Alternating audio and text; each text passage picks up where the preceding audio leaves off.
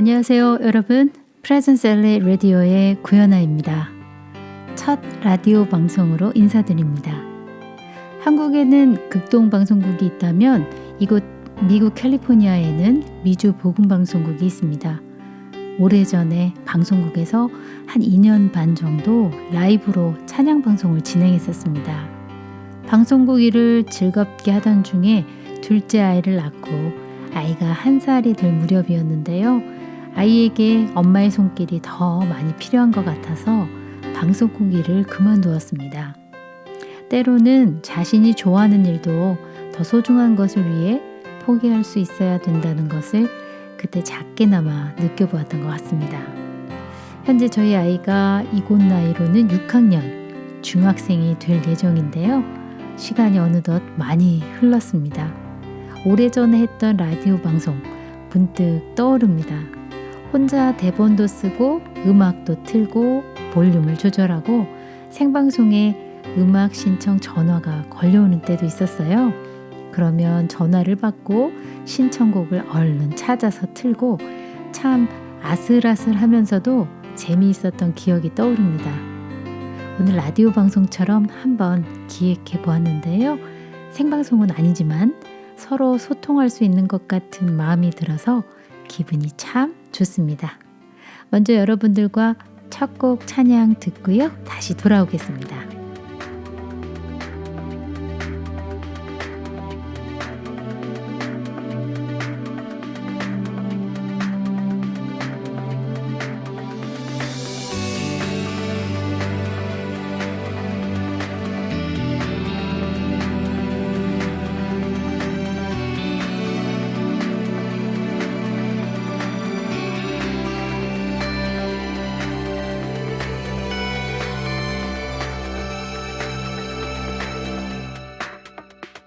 나의 곁에서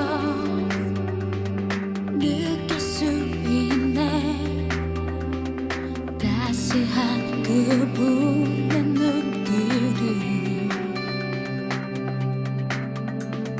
나의 걸음에 행복을 주는 건 보이지는 않아도 난 느낄 수 있네.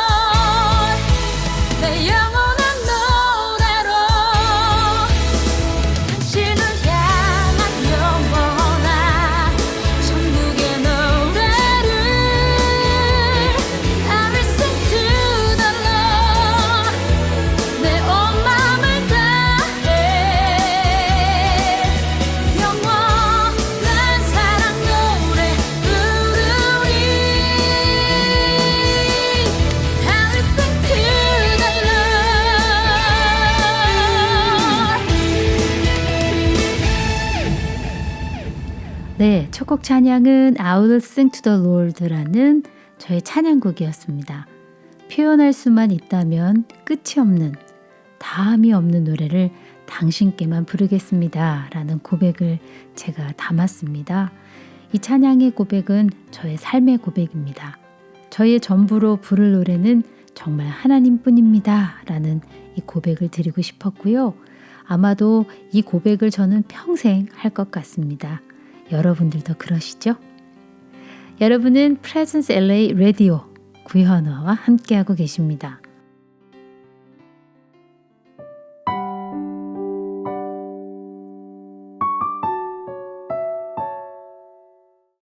배를 만들고 싶을 때는 사람들에게 목재를 모으라고 다그치며 과제와 일거리를 할당하지 말고 다만 먼 바다에 대한 그리움과 갈망을 일깨워라.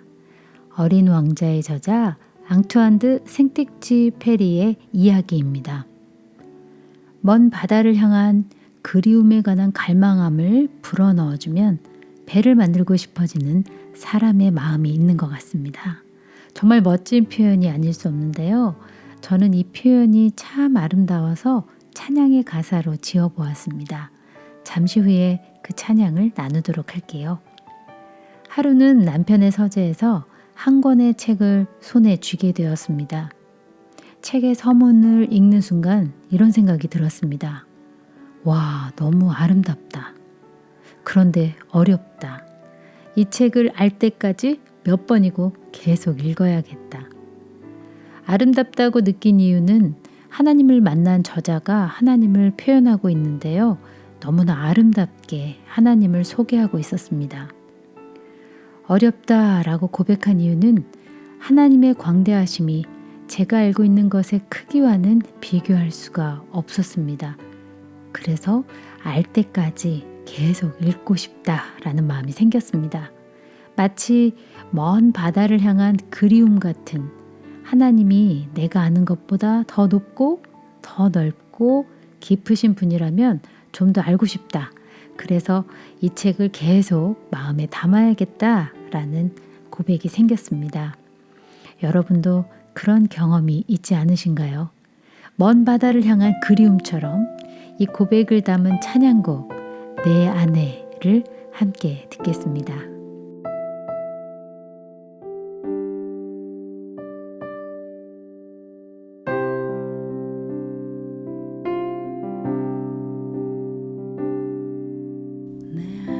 주 사랑 새기시어 주 예수 그리스도 거하시고 하늘에 닿으신 예수님처럼 주여 내 손이 주께 닿게 하소서.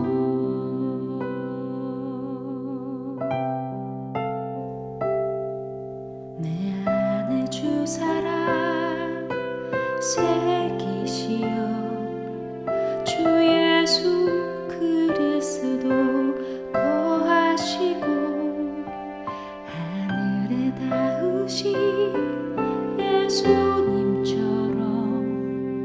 주여 내 손이 주께 닿게 하소서.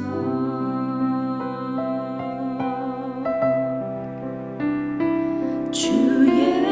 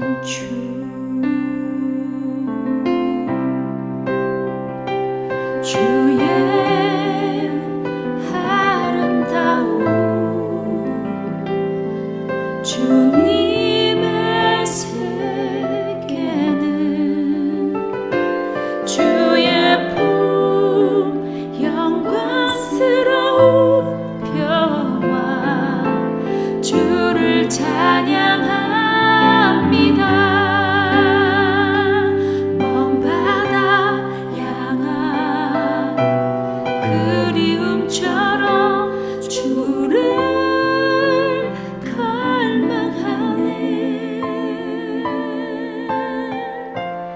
영원히 거하소서 내 안에 계신 주.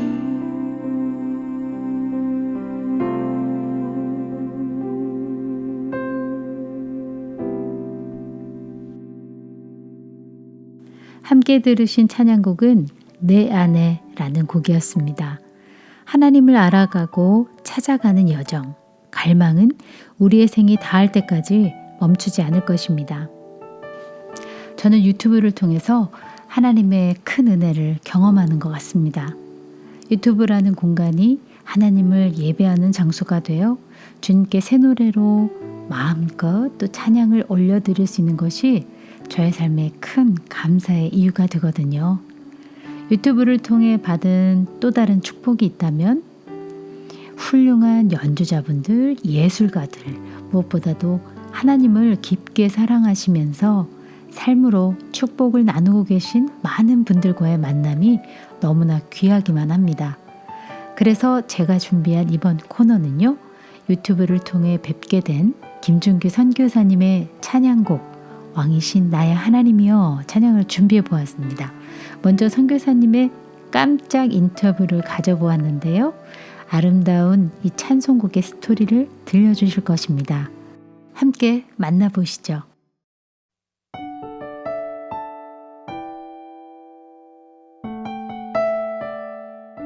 안녕하세요. 태국 선교사 JK 라이언 김준규입니다. 저는 태국 북부에 있는 치앙마이에서 선교사로 헌신한 지 이제 10년 차 되었고요. 아내와 두 자녀와 함께 사역하고 찬양하며 살아가고 있습니다.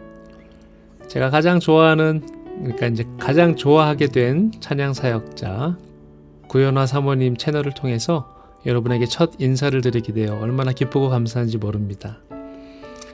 왕이신 나의 하나님이여는 시편 145편에 기록된 시편 기자의 고백에 제가 곡을 붙여서 만들어진 찬양곡이고요. 이 곡이 만들어진 배경에 대해서 소개해달라는 구현아 사모님의 요청이 있었는데요. 이 곡의 배경을 이야기하려면 제 기억 속의 부끄러운 과거도 함께 이야기해야 돼서 여러분 앞에 이 시간 부끄러운 마음으로 소개해드리도록 하겠습니다. 대학교 2학년 정도로 제가 기억하는데 작곡을 하는 동아리에 몸을 담고 있었습니다. 신학대학교였으니까 당연히 찬양곡들을 작곡하는 동아리였는데 약간의 문제가 있었어요. 문제가 뭐냐면은 작곡에 대한 기초, 화성, 그리고 작사는 어떻게 되는지, 작곡은 어떻게 해야 되는지 아무도 알려주지 않는 동아리였습니다. 물론 작곡 외에도 여러 찬양 집회 인도나 학생들 연합수련회를 기획하고 인도하는 사역도 했기 때문에 작곡 동아리였으면서 작곡에 대한 비중은 제일 낮았던 희한한 동아리였던 것 같습니다. 그 중에 이제 곡을 가장 많이 썼던 동기가 있는데 이제 친구였죠. 그 친구 이름이 김태진이었습니다. 제 채널에서도 소개했었고 여러 찬양 유튜버 분들께서 불러주신 곡인데 이사야 41장 10절 두려워 말아라 기억하시죠? 이 은혜로운 곡을 그 친구가 그 당시에 썼고요. 근데 문제는 그 친구가 리더가 아니었고 제가 리더였어요. 작곡 동아리인데 리더란 사람은 작곡을 한 번도 해본 적 없는 그런 사람이 작곡 동아리의 리더였던 거죠. 이제 발표회도 해야 되고 축제 때 콘서트도 해야 되는데 그래서 그래 나도 한번 곡을 써보자 이제 마음을 먹고 기도하면서 피아노 앞에서 펜을 들었습니다. 근데 다행히 감사했던 것은 제가 건반 연주는 조금 할 줄 알았고 또 아들이 이제 찬양 사역을 한다니까 아버지께서 그 당시 그 비싼 신디사이저를 18개월 할부로 사주셔서 낙원상가에서요. MR 작업은 제가 이제 많이 해봤거든요. 신디사이저로. 이제 그 당시에 이제 학생들이 막 스타크래프트 같은 게임으로 밤을 샐 때 저는 이제 밤새면서 MR을 만드는 게 취미였습니다. 그래서 이제 곡은 만들려면 만들 수 있겠다 이제 생각이 되었는데 문제는 가사였죠. 이제 가사는 아무나 쓰는 게 아니더라고요. 그래서 제가 이제 구현아 사모님을 좋아하고 존경하는 이유가 그 작사와 작시에 있습니다. 하나님과의 깊은 교제와 묵상에서 나오는 그 아름다운 가사들, 그 감성과 영성. 저는 이제 작사는 은사의 영역이라 생각되는데 어쨌든 딴 것은 다 되겠는데 이제 작사는 어렵겠다 판단돼서 이제 시편으로 눈길을 돌렸습니다. 그 당시 제가 영어 이름을 데이빗을 쓰고 있었거든요. 그래서 이제 시편에서 주님을 높이 찬양하는 가사를 찾다가 이제 시편 145편을 보게 된 거죠. 측량할 수 없는 여호와의 광대하심을 크게 찬양할지어다. 왕이신 나의 하나님을 영원히 송축하리이다. 이런 이제 말씀이 가슴 깊이 다가와서 그 말씀에 곡을 입혔습니다. 물론 뭐 작곡 전공하신 분들이 보면은 한없이 부족했던 곡이죠. 저도 그렇게 생각을 해서 대학 졸업 후 이제 20년이 훌쩍 넘도록 이 곡을 잊고 살았습니다. 기억에서 이제 꺼낼 필요성을 못 느꼈던 거죠. 그러던 어느 날 이제 김태진 친구가 선교지에 있는 저에게 연락을 해서 기억 속에 묻혀있던 이 곡에 대해서 안부를 묻는 거예요. 그래서 둘이 이제 기억을 더듬고 더듬어서 간신히 곡을 찾았고 이제 기억해낸 거죠. 저도 모르는 사이에 이 친구가 또 악보로 옮겨서 캐나다에 계신 건반의 마술사, 잘 아시죠 여러분? 조성애 선생님에게 이 곡을 이제 피아노 연주를 부탁해서 그 연주를 저에게 보내주더라고요. 근데 피아노 연주가 정말 좋은 거예요. 전주도 좋고 후주 편곡도 아름답게 해주시고 생각지도 못했는데 이제 조성애 선생님이 이제 심폐소생술로 곡을 살려주셨어요. 노래도 잘 불러주셨고 저에게는 정말 이제 잃었던 곡을 찾게 된 순간이죠. 얼마나 감격적이에요. 그래서 얼른 이제 기타 꺼내고 베이스, 드럼, 키보드 뭐 총동원해서 연주를 더딥히고 아내에게 부탁해서 바이올린까지 연주해서 MR을 완성했죠. 그랬더니 이제 심폐소생술로 살아난 곡을 제가 좋아하고 존경하게 된 구현아 사모님께서 이 곡을 불러주셔서 곡에 갑절의 은혜가 이제 생기게 된 거죠. 역시 가수가 중요하구나 이제 깨달았죠. 너무나 정말 큰 은혜가 이 곡에 생겼습니다. 네, 이상이 이제 이 곡이 만들어진 배경이고요. 부끄러운 마음으로 여러분들에게 소개해드렸습니다. 계속해서 여러분 구현아 사모님 채널 많이 사랑해 주시고요. 날마다 여러분이 서 계신 곳에서 여호와의 광대하심을 크게 찬양하시기를 축복합니다. 샬롬.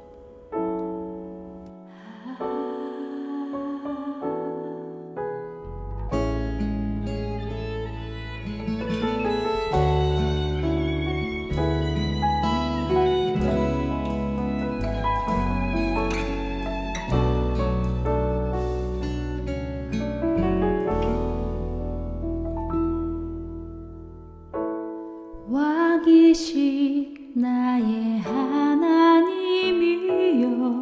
내가 주를 높이고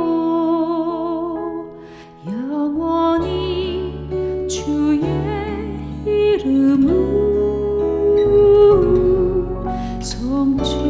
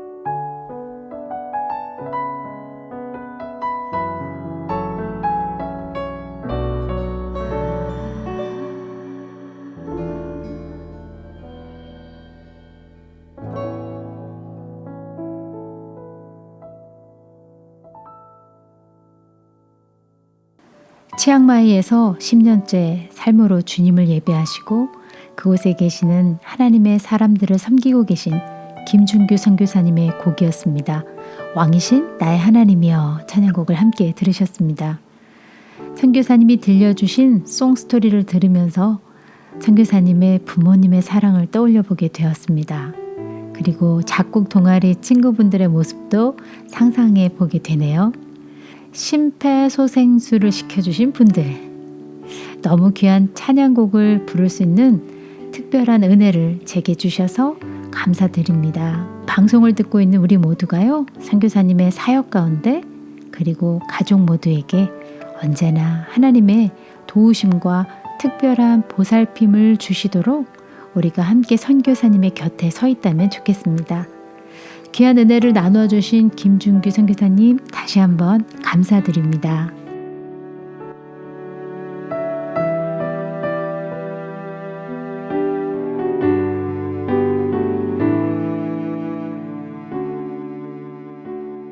주님, 우리가 진짜 살아있는 것인지요? 물론 우리는 때로 고통과 슬픔을 느낍니다. 때로는 행복해하기도 합니다. 울고 흐느끼며 웃기도 합니다. 하지만 이런 것들이 우리가 살아있다는 징표인가요? 아니면 실제로는 죽었으나 생명이라는 가면을 쓰고 꿈틀대고 있을 뿐인지요? 이런 우리를 위해 당신께서 당신의 아들을 내어주셨다는 것도, 그분의 선한 죽음을 통해 세례를 받게 하셨다는 것도, 그 세례를 통해 우리에게 새로운 생명을 주신다는 것도 우리는 믿기가 힘듭니다. 실은 어떻게 그렇게 된다는 것인지 이해할 수도 없습니다. 그러나 당신은 그런 방식으로 사실상 죽어있던 우리에게 생명을 주십니다. 우리의 통곡, 흐느낌, 웃음을 진짜로 만드셔서 다른 이들을 섬기게 하십니다. 이제 눈물 젖은 무덤에서 우리를 일으키시어 우리로 하여금 외치게 하소서. 예수 그리스도께서는 우리의 주님이시다. 그리하여 이 생명 넘치는 세상이 생명을 주시는 당신을 보고 당신의 사랑을 알게 하소서. 아멘.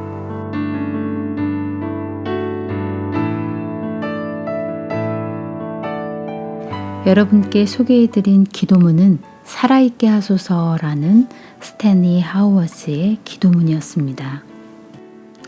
먼 바다를 향한 그리움처럼 주님을 갈망하는 우리의 삶, 여러 모양으로 주님께 사랑을 드리며 살아가고 있는 여러분들은 작은 예수, 주님의 대행자이십니다. 물된 동산이신 여러분들을 사랑하고 축복합니다.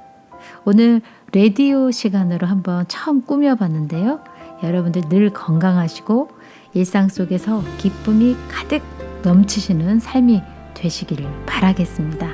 함께 들어주셔서 고맙습니다. 당신을 물든 동산으로 주가 부르셨네. 주께서 항상 만족함 되시리. 당신은 마르지 않는 샘물과 같아서 주님의 능력이 함께하네.